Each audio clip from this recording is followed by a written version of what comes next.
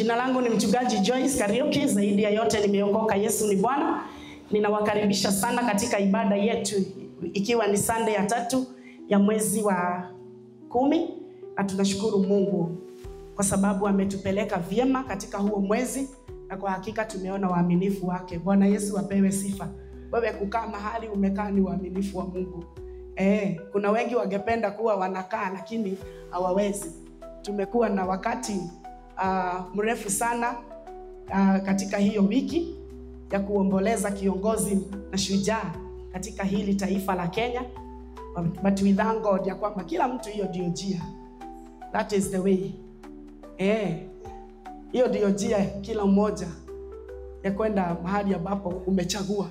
Because ukiwa uhai ndio unachagua mahali unataka kufanya nini kwenda. Hatuwezi jua Laila ako side gani. Yeye ndiye anajua, kwa sababu yeye ndiye alichagua wakati alikuwa hapa duniani. So kama unataka kuishi vizuri, chagua wakati huu. Wakati ni sasa.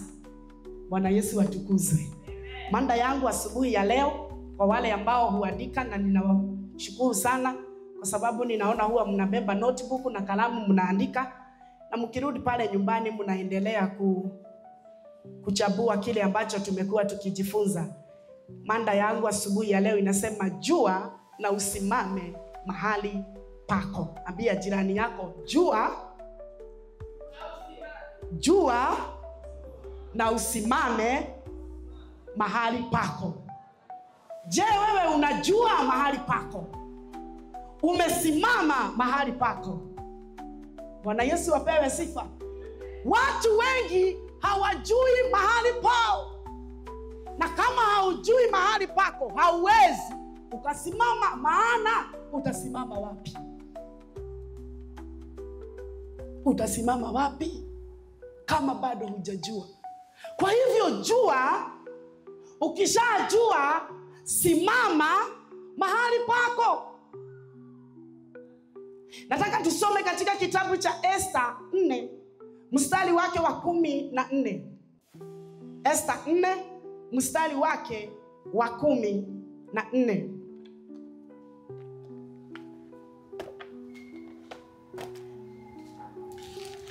Neno la Mungu linasema, kwa kuwa kama utakaa kimya wakati huu, msaada na ukombozi kwa Wayahudi utatoka mahali pengine.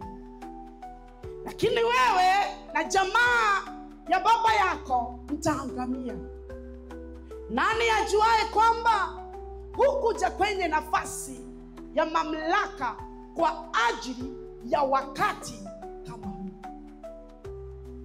Kwa kuwa kama utakaa kimya wakati huu, msaada na ukombozi kwa Wayahudi utatoka mahali pengine. Lakini wewe na jamaa ya baba yako mtaangamia. Nani ajuaye kwamba hukuja kwenye nafasi ya mamlaka kwa ajili ya wakati kama huu? Ukianza kitabu cha Esther 1, unaona kulikuwa na mfalme aliyekuwa anaitwa Ahasuero. Na huyu mfalme alikuwa ameoa mke aliye kama malkia aliyekuwa anaitwa Vashti. Na mfalme huyu alikuwa anaangalia majimbo 127. Kwa hivyo alikuwa amepewa mahali pakubwa sana pa utawala.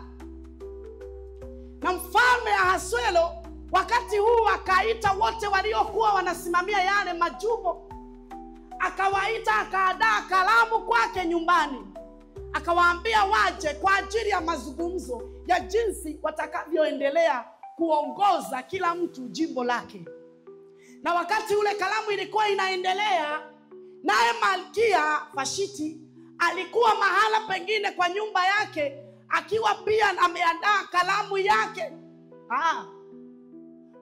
Mfalme ako bahari pake anaendelea na kalamu, na pia Vashti mke wake. Na wakati waliendelea na mazungumzo, Ahasuero ikafika wakati akasema angependa wale viongozi ama wale watu walikuwa pale kwenye ile kalamu wamuone mke wake, kwa sababu Vashti pia alikuwa mrembo. Akasema, akatumana, endeni muniletee mke wangu. Na neno linasema ya kwamba ili ni muonyeshane. Wakati umesimama hapa, umeoa na umeolewa, sema. Na kama mume wako na mke wako wako hapa, sema. Gozo hauko peke yako.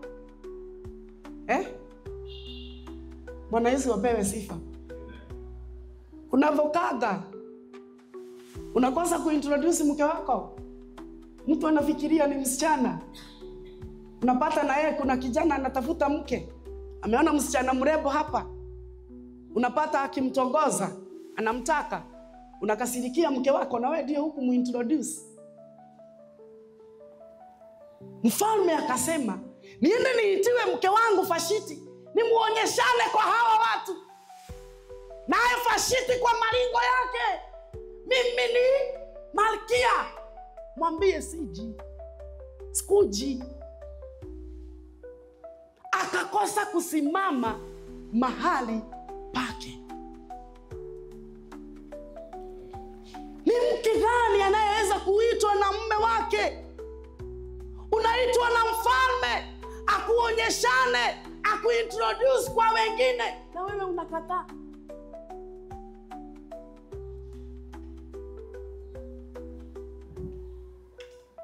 Mfalme akakasirika sana. Wakiwa na wale viongozi wakatumana, enda umwambie kuanzia leo sasa huyu si mke wangu tena. Hakuna vile inaweza kumuita na yeye anakataa. From now, kuanzia dakika hii. Kwanza mtu mmoja kiongozi alimwambia, mfalme ukinyamaza wakati kama huu, mke wako akikufanyia hivi, wake zetu watakuwa wanafanya the same. Kwa hivyo ni lazima tuchukue hatua dakika hii. Na kusemekana sasa mfalme hata hana mke. Vashti na maringo yake na kujiona yeye ni malkia, akifikiria hawezi achwa, akajipata ako peke yake kwa sababu alishindwa kusimama mahali pake. Je, wewe unasimama mahali pako? Usiposimama mahali pako, patachukuliwa na mtu mwingine. Dakika ile kukasemekana kutafutwe wasichana warembo, wazuri, wanaoonekana wakiwa na sura nzuri. So sura nzuri pia ni vizuri, ni kitu poa. Hebu jiulize wewe msichana ama mama uko hapa, kama ni mfalme anatafutiwa mke, wewe unaweza pita, unaweza chukuliwa. Wakachukuliwa wasichana warembo na wakawekwa kwa mwaka mmoja. Na neno la Mungu linasema ya kwamba wapakwe mafuta, waoshwe, watayarishwe. Kwa miezi 6 walikuwa wanapakwa makeup na nini na mafuta mazuri. Kwa miezi 6 ile ingine manukato, ili ukienda kwa mfalme autoi harufu mbaya. Kwa hivyo ni vizuri kujipaka tu mafuta tuzuri. Uachane na tajiri kila wakati ya ng'ombe. Paka sasa unanukia, nikunukia hapa nikunuka kama ng'ombe, kwa sababu ulianza ng'ombe nyumbani, uko na ng'ombe.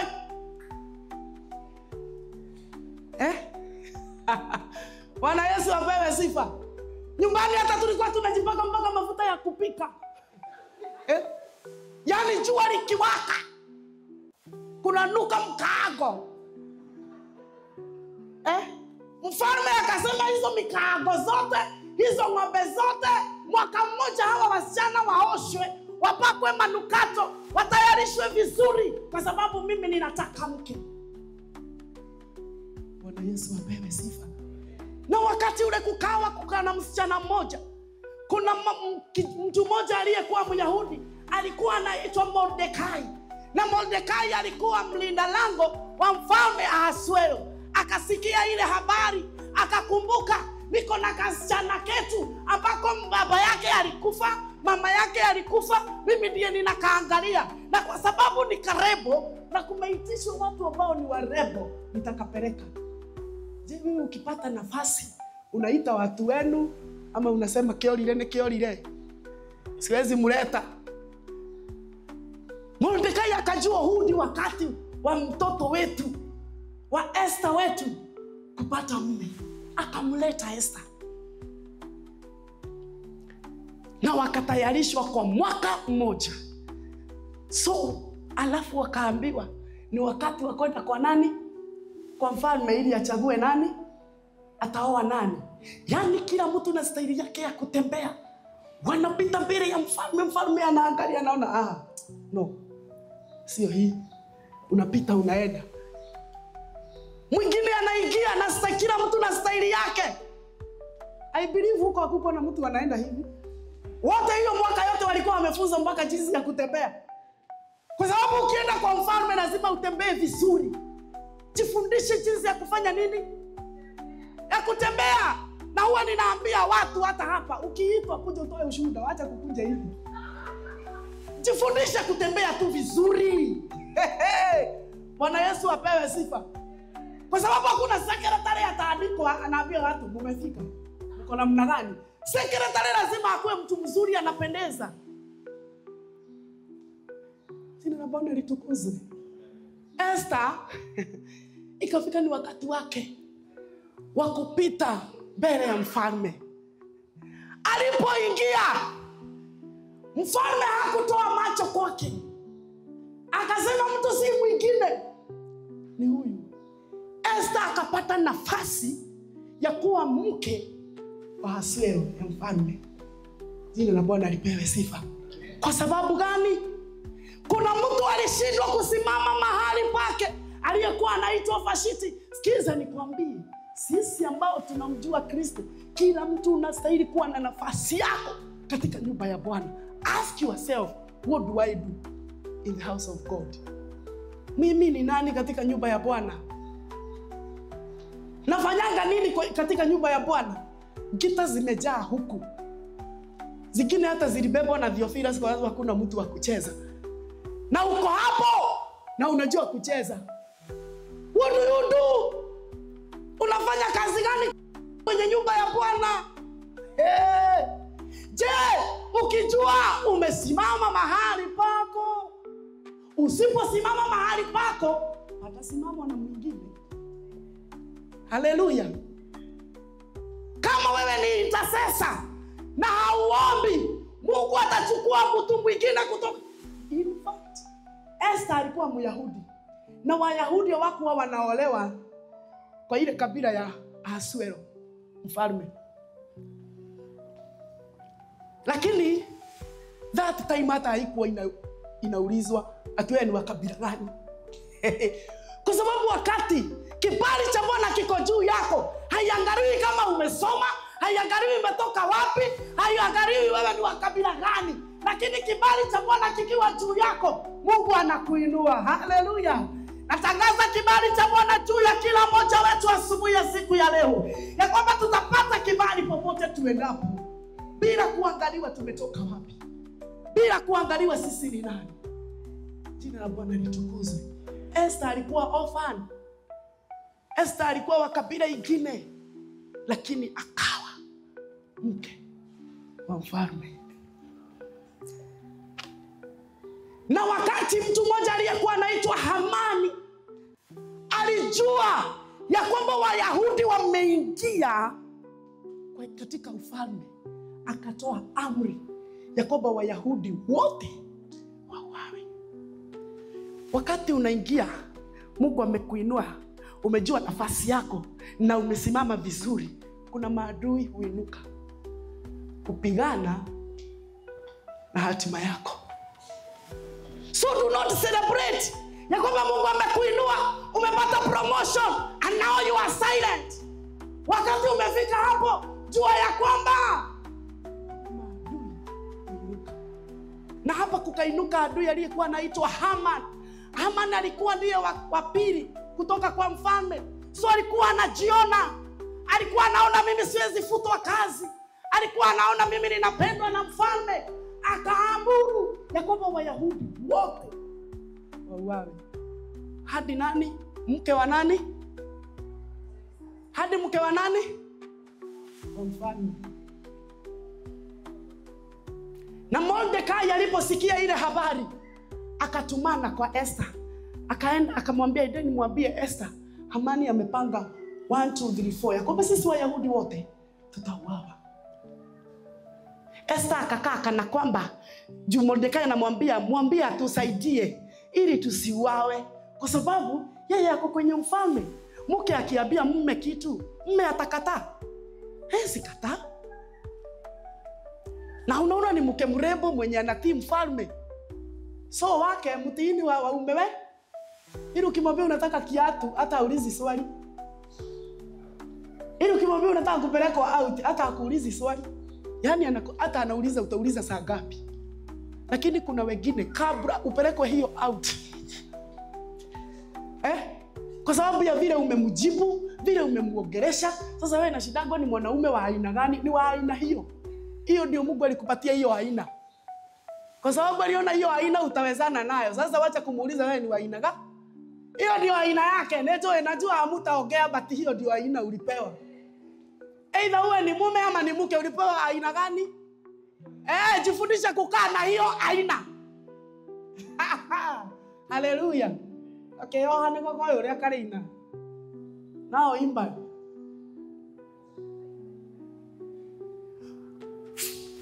Esther akatumaniwa na Mordekai. Enda mumwambie atusaidie. Kwa sababu Hamani ameamua ama ametumana na amepanga tu kaweze kuuawa. Esther akakaa kana kwamba hiyo story haimshiki, haimbabi. Hapa tumesoma Hamani Mordekai akamwambia, kama anakataa mwambie namna hii. Hebu yaka hiyo 14.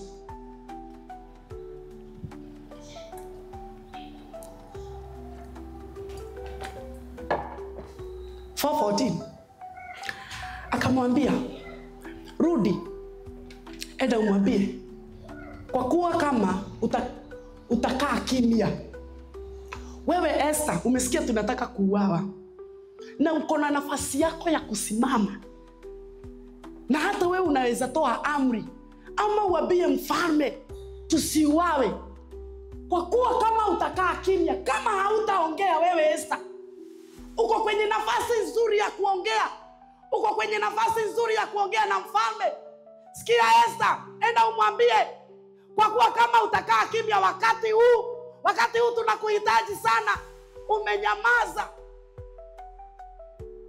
msaada wa ukombozi kwa Wayahudi utatoka mahali pengine. Usifikirie msaada unaweza toka kwako peke yako Esther. Kwa sababu sasa umefika kwenye ufalme, sasa hutaki kusaidia watu wenu.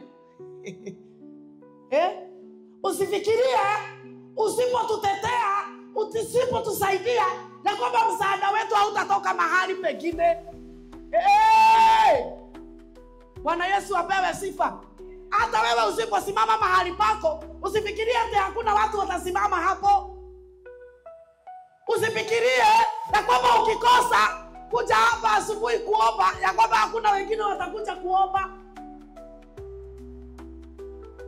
Usifikirie kile ambacho unafanya, ya kwamba usipokifanya hakuna mwingine atafanya. Mungu huinua watu wengine na wanafanya. Bwana Yesu apewe sifa.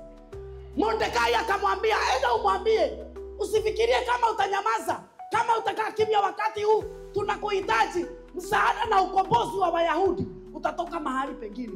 Kwa sababu tunaye Mungu sisi kama Wayahudi. Lakini wewe na jamaa ya baba yako mtaangamia.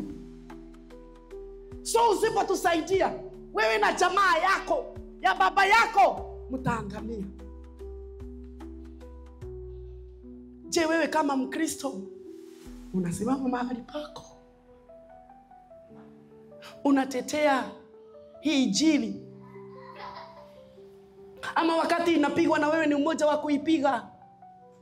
Wakati wa kuambiwa hatuendi makanisani watu wakae nyumbani, na wewe ni mmoja wa kusema hata mimi nimeangalia nilianzia ACK, nikaenda PCA, nikaenda Redeemed, nikaenda wapi? Hata mimi saa sitaki kwenda hizo makanisa, nitakaa kwa nyumba. Usifikirie usipokuja kanisani ya kwamba hakuna wengine watakuja. They will come, kwa sababu Mungu huinua watu wake. Bwana Yesu apewe sifa. Lazima tuwaambie ukweli. Manake mimi nikifika mbinguni nitaulizwa, Joyce, I gave you 20 people. Where are they? Uliwaambie ukweli. When you know the truth, it will set you free. Simama mahali pako. Tumikia Mungu. Because we are here to serve the Lord. Tuko hapa kumtumikia Mungu, sio kutumikia watu. Wewe na jamaa ya baba yako mtaangamia. Nani ajuae kwamba hukuja kwenye nafasi ya mamlaka kwa ajili ya wakati kama huu? Unajuaje kama ulikuja wakati kwenye mamlaka kwa ajili ya wakati kama huu? Ili uokoe watu wenu. Bwana Yesu apewe sifa. Haleluya. Nataka tuangalie kidogo jinsi tunavyoweza kusimama mahali petu kupitia ujumbe huu wa Esther. Ni mrefu na nitaenda nikikatakata kwa sababu ya muda. Sisi kama Wakristo tunawezaje kusimama mahali petu? Jambo la kwanza ni kuelewa nafasi yako. Na unapoelewa nafasi yako, unapata uko na uteuzi wa kimungu. Mungu anakuteua. Nafasi ya Malkia Esther kuingia pale haikuwa kubahatisha, haikuwa kuangukia. Ilikuwa ni mpango wa Mungu. Hata Vashti kukataa, hata yeye baadaye alijiuliza, na kwani kumeenda aje? Una imagine sio kukufa umekufa, sio kitu kingine umefanya, ni kukataa kuenda. But from now, wewe ni mtu wa kawaida. You are no longer, wewe sio tena mke wa mfalme. Kuanzia dakika hii tumekuondoa kwa mke wa mfalme. Kwa Esther haikuwa kubahatisha. Kwa Esther haikuwa kuangukia. Ilikuwa ni mpango wa Mungu ili akaweze kuokoa watu wake. Bwana Yesu apewe sifa. Ukijua mahali pako, wewe na nyumba yako, wewe na watu wenu mtaokolewa. Hata kama Mungu ameghadhabika, na usimame mahali pako. Anasema hawezi ficha watu wake anapotenda mambo. He will not hide from you. Atakuelezea. Ukielewa nafasi yako, unapata fursa ya kipekee, unique opportunity. Na kila mmoja wetu akona nafasi ya kipekee ya kuleta utofauti kwa maisha ya wengine. Each and every one of us, kila mmoja wetu uko na nafasi ya kuleta utofauti kwa watu wengine. Esther baadaye utakapoendelea kuisoma, utasikia ya kwamba alitumana watu wote wa Kiyahudi wakajifunge kwa siku 3 ili akaweze kwenda kwa mfalme na kupeleka ile habari ya kwamba watu wao wanataka kuuawa. Jina la Bwana lipewe sifa. Watu wao wakakombolewa. Watu wao wakaokolewa. Si unapoelewa nafasi yako, kuna majukumu. Kuna majukumu ukielewa nafasi yako. If you are an usher, kama wewe ni usher na umeelewa ya kwamba mimi ni usher, uko na jukumu la kuhakikisha kwamba umefika kanisani, umetayarisha watu wakiingia wanapata kanisa iko sawa. There are ushers wanaweza pitwa na watu wamejawa demon pale, kwa sababu they are not spiritually awake. Hawako, kiroho chao kiko chini. Kwa hivyo mtu amepagawa na mapepo anaweza wapita pale. So if you are an usher, kuwa mtu ambaye ni muombezi, ya kwamba mtu akiingia pale akiwa amebeba madaimono, unaweza elewa. Bwana Yesu asifiwe. Madaimono zinabebwa na watu. Zinabebwa na mimi na wewe. Inaingia tu ndani yangu because ndani yangu hakuna Mungu. So kama hakuna Mungu, nani yako? Ni daimono. Kama hujapokea Kristo kama mwokozi wa maisha yako, usitwambie eti kuna kitu kingine iko ndani yako. So ukielewa nafasi yako, unakuwa na majukumu. Mimi kama mchungaji nikielewa nafasi yangu, ninajua niko na jukumu la kukuhubiria. Ninajua niko na jukumu la kukuombea. Ninajua niko na jukumu la kukutembelea. Ninapewa majukumu kwenye mabega yangu. Sasa wewe kama muumini, jukumu lako ni gani? Unaelewa jukumu lako? Tunajifunza nini katika hii story ya Esther? Jambo la kwanza, kuwa na ujasiri wa kukabiliana na mambo ambayo hauna uhakika jinsi yatakavyoenda. Kuwa na ujasiri. Esther, wakati mke alikuwa anaenda kwa mfalme, lazima angeitwa na mfalme. Hakuwa anajipeleka, alikuwa anatumaniwa, anaenda. But this time round, Esther anajipeleka kwa mfalme. Na mfalme akaona Esther na hiyo ndio tofauti ya mtu ambaye anajua nafasi yake na yule ambaye hajui nafasi yake. Fashiti anaitwa, anakataa. Esther anajipeleka, anakubaliwa. Bwana Yesu apewe sifa. Maana alijua nafasi yake, ya kwamba hata kama huyu ni mfalme, mimi niko na nafasi kama mke. Akaenda kwa mfalme hata bila kuitwa. Alikuwa na uhakika, nikienda kwa mfalme kuna mambo yatabadilika. Bwana Yesu apewe sifa. Hakuogopa kufesi mfalme, maana alijua kuna kitu ninataka kutoka kwa hili. Kwa hivyo kuwa na ujasiri wa kukabiliana, kwa mtu ambaye uko na ushujaa, have courage ya kukabiliana na mambo ambayo hauna uhakika jinsi yatakavyoenda. Sijui kutaenda namna gani, but I have to do it. Sijui nikiomba hili jambo kutakuwa namna gani, lakini lazima nitaomba. Maana neno la Mungu linasema niombe nitapewa, nibishe nitafunguliwa. Lazima nifanye hata kama sina uhakika kutaenda namna gani. Sijui kama nitauawa, maana mimi ndiye wa kwanza kwenda kwa mfalme bila kuitwa. Wengine wanaenda wakati wanaitwa, mimi ninaenda wakati sijaitwa. Sijui kutaenda namna gani, but I have to do it for the sake of our people. Bwana Yesu apewe sifa. There are things, kuna vitu ambazo tunastahili kuzifanya for the sake of Christ, for the sake of your family, for the sake of your visions. Ndio ndoto zangu zitauawa, lakini lazima nichukue hatua. Hazitauawa nikiwa ninaangalia. Lazima nichukue hatua na nikabiliane na wale wanataka kuua ndoto zangu. Sijui kutaenda namna gani, but I believe ya kwamba kutakuwa kuzuri. Jina la Bwana lipewe sifa. Na jambo la pili, kuwa na imani kwa ukuu wa Mungu. Esther alijua ya kwamba sasa hapa yabidi tuombe. Siku ngapi? 3. Na si maombi tu, maombi ya kufunga, fasting. Na akatumana aenda uambie Mordekai, mimi na watu wangu tutaomba na tutafunga. Na wewe utafuta Wayahudi huko nje, na nyinyi mfunge na muombe kwa siku 3. Na wakawa na imani ya kwamba Mungu atatenda.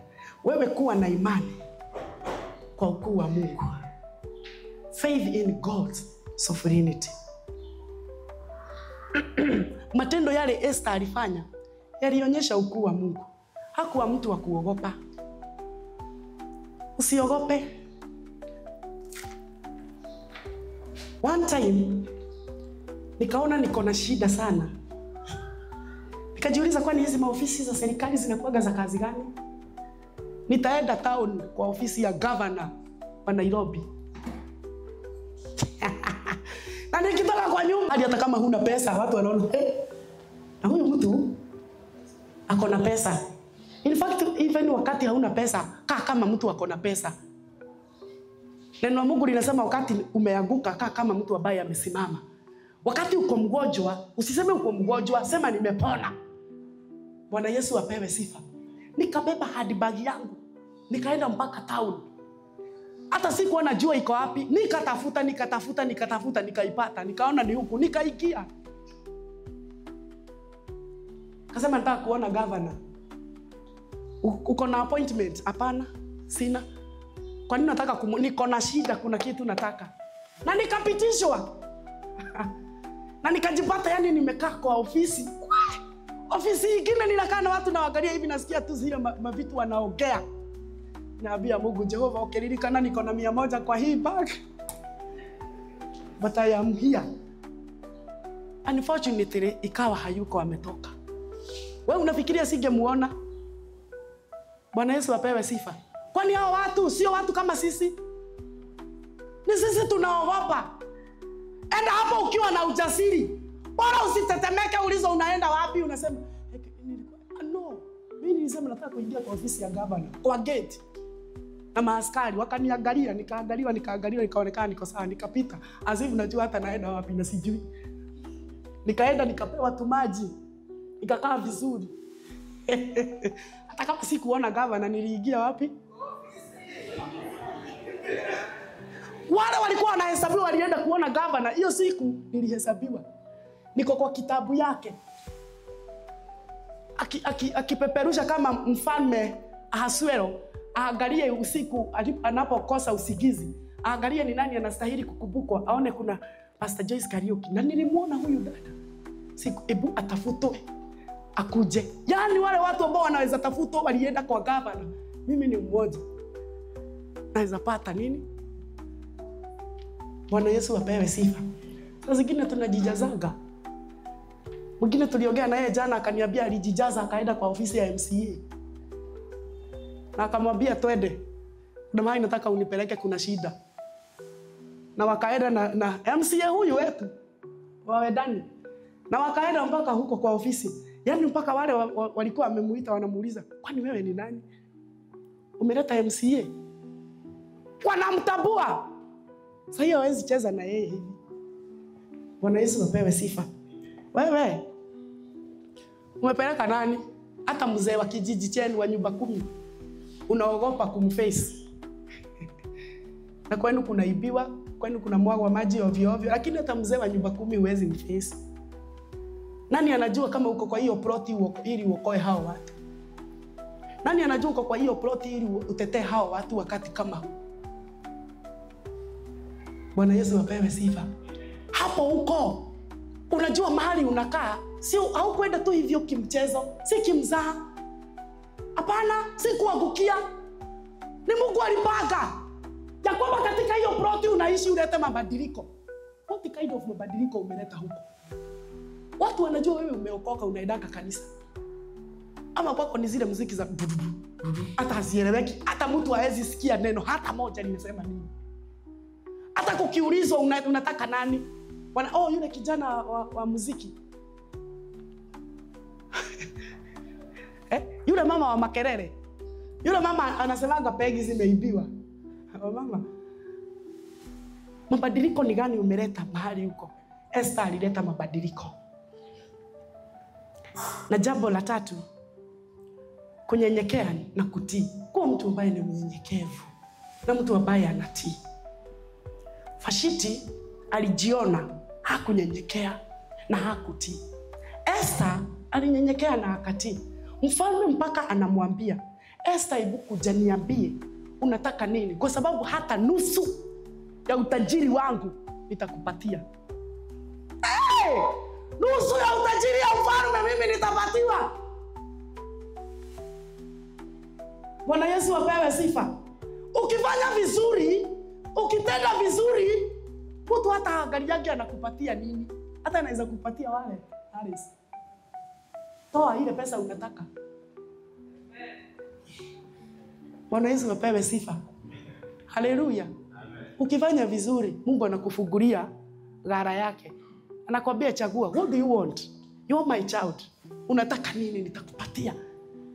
taja kile unataka. Esther mfalme anamwambia, na Esther anasema mimi hata si utajiri, kuna kitu nataka. Finally akamwambia kuna mtu amepanga Wayahudi wote wauawe, na mimi ni mmoja wa Wayahudi. Hiyo ndio wakati mfalme alijua alioa mtu wa kabila ingine. Already akiwa mke wake. Wacha wajuage unjasoma ukiwa kwenye kazi. Bwana Yesu apewe sifa. Haleluya. Wacha wajue ujui kuketi vizuri ukiwa umeolewa. Baba unakaaga hivi. Ukiwa huko hata kutupa, wewe fanya kazi yako. Haleluya. Mfalme ndio anajua kwamba haya nilioa Myahudi, sio wa kabila yetu. Wacha watu wajuange ya kwamba haya,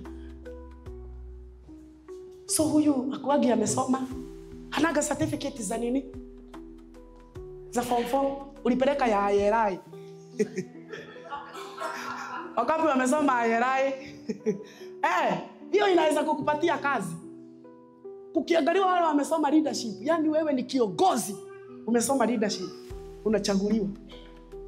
Kuna chief mmoja alichaguliwa kuwa chief, si kwa sababu alikuwa amesoma form 4, alikuwa amemaliza class 8, lakini kwa sababu amesoma IRI akakuwa chief, kwa sababu ako na maadili ya uongozi.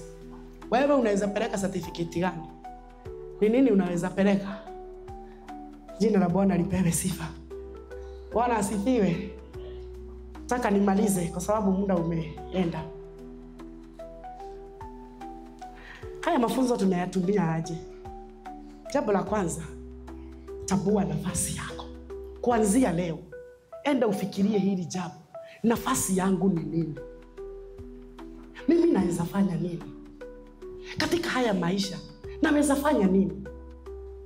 Esther kalikuwa na huko hata akajulikani, lakini kakatambua nafasi yake wakati hii anko yake, kazini yake amekaita, na kakakuja kakatumia nafasi yake vizuri. Tambua nafasi yako. Jambo la pili, tumia usawishi wako. Yaani unaweza sawishi hata mfalme na afanye. Aliita mfalme, akaita Haman. Haman ambaye alikuwa ni adui yao, akawapikia, akawapatia kalamu, wakakula. Katika ile meza, hapo ndipo aliambia mfalme, kuna mtu anapanga kutuua. Anaulizwa ni nani huyo? Anasema si mwingine, ni huyo tumekaa na yeye hapa, anapanga kutuua.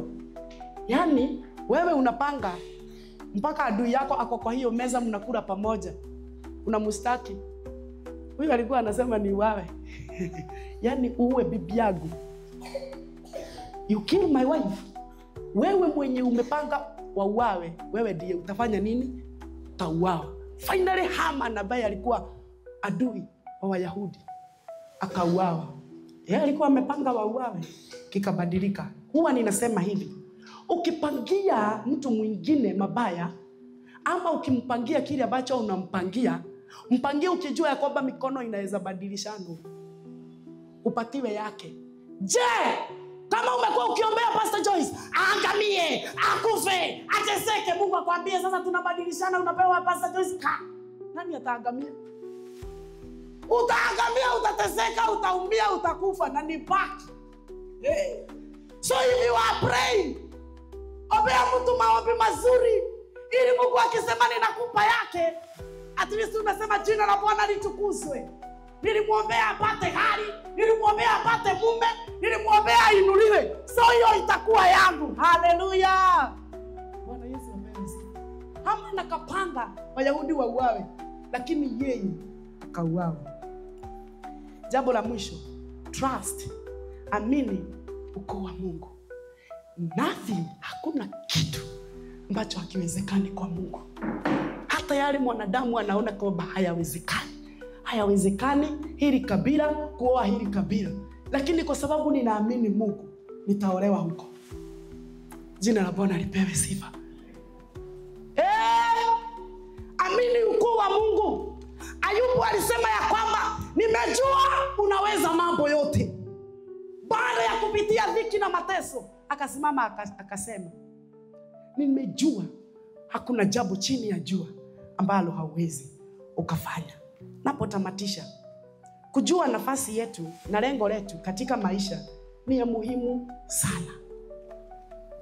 Ni ya muhimu sana. Nataka hii wiki uende ujaribu kutafakari na kujiuliza, mimi nafasi yangu katika haya maisha ni nini nimeitwa nifanye katika ufalme wa Mungu?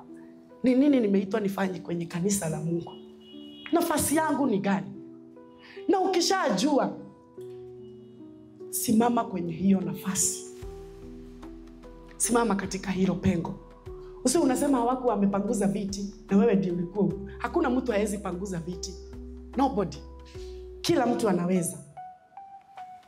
Kwa hivyo, kama Esther, lazima tuchukue hatua ya imani ili tulete mabadiliko. Lazima tuchukue hatua ya imani. Je, unataka mabadiliko wapi? Chukua hatua ya imani. Wewe leta hayo mabadiliko ambayo unataka.